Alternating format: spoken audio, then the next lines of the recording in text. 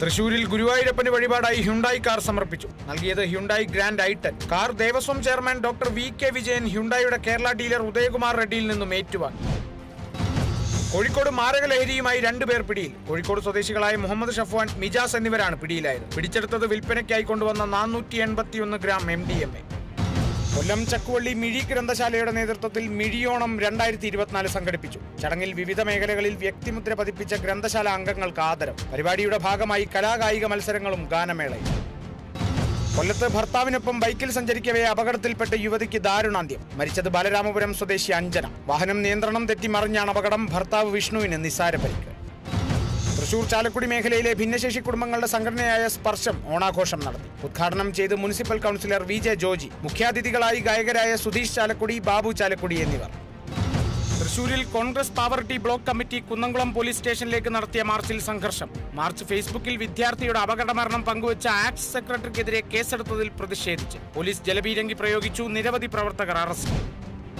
ഭാരതീയ വേലൻ സൊസൈറ്റിയുടെ സുവർണ ജൂബിലി സമ്മേളനത്തിന് തുടക്കമായി. വിവിധ സ്ഥലങ്ങളിൽ നിന്നും കോട്ടയം കുര്യനുതുപ്പ് റോഡിൽ എത്തിച്ചേർന്ന ജാഥകൾ കോട്ടയം നഗരം വഴി പ്രദക്ഷിണം നടത്തി. സുവർണ ജൂബിലി സ്മാരക മന്ദിരം കോട്ടയം വടവാതൂരിൽ തിരുവഞ്ചൂർ രാധാകൃഷ്ണൻ MLA ഉദ്ഘാടനം ചെയ്തു.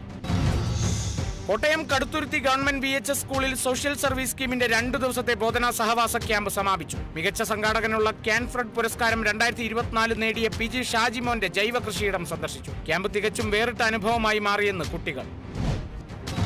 കോട്ടയം പാലാ മരിയ സദനത്തിൽ ജനകീയ കൂട്ടായ്മ സംഘടിപ്പിച്ചു. ഫ്രാൻസിസ് ജോർജ് MP ഉദ്ഘാടനം ചെയ്തു. അനാഥരെയും ഒറ്റപ്പെട്ടവരെയും സംരക്ഷിക്കുന്ന ഇത്തരം സ്ഥാപനങ്ങളെ ഉപദ്രവിക്കരുതെന്ന് കൂട്ടായ്മ ആവശ്യപ്പെട്ടു. മലപ്പുറം നിളയോര പാതയിൽ ബാബു പടിയത്തിന്റെ ചിത്രപ്രദർശനം ഇന്ന് സമാപിക്കും. പുരോഗമന കലാസാഹിത്യ സംഘം പൊന്നാനി മേഖലാ കമ്മിറ്റിയുടെ ആഭിമുഖ്യത്തിലാണ് ചിത്രപ്രദർശനം. 4 ദിവസം നീണ്ടുനിന്ന പ്രദർശനം ഉദ്ഘാടനം ചെയ്തത് എഴുത്തുകാരിയും പുരോഗമന കലാസാഹിത്യ സംഘം സംസ്ഥാന കമ്മിറ്റി അംഗവുമായ ഡോക്ടർ ശ്രീകല മുല്ലശ്ശേരി. മലപ്പുറം ചങ്ങരംകുളത്ത് റോഡിലെ കുഴി കോൺക്രീറ്റ് ചെയ്ത വ്യാപാരികൾ. അധികൃതരുടെ ഭാഗത്തുനിന്ന് നടപടിയില്ലാത്തതിനെ തുടർന്നാണ് വ്യാപാരി വ്യവസായി ഏകോപന സമിതി നേതാക്കളുടെ നേതൃത്വത്തിൽ നരണിപ്പുഴ റോഡിലേക്ക് പ്രവേശിക്കുന്ന കുഴികൾ അടച്ചത്. കുഴിയിൽ വീണ് ബൈക്ക് യാത്രികർക്കുൾപ്പെടെ പരിക്കേറ്റിട്ടുണ്ട്.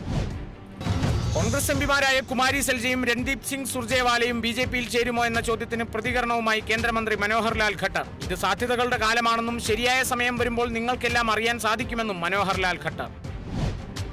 കാൻ ചലച്ചിത്രോത്സവത്തിൽ ഗ്രാൻഡ് പ്രീ പുരസ്കാരം നേടിയ ഇന്ത്യൻ ചിത്രം all we imagine as light ഇന്നു മുതൽ കേരളത്തിൽ പ്രദർശനം ആരംഭിക്കുന്നു. പായൽ കബാഡിയെ സംവിധാനം ചെയ്ത ചിത്രം ഇതാദ്യമായാണ് ഇന്ത്യയിലെ തിയേറ്ററുകളിൽ പ്രദർശിപ്പിക്കുന്നത്. പ്രഭയായി നനച്ചതെല്ലാം എന്നാണ് ചിത്രത്തിന് മലയാളത്തിൽ നൽകിയിരിക്കുന്ന പേര്.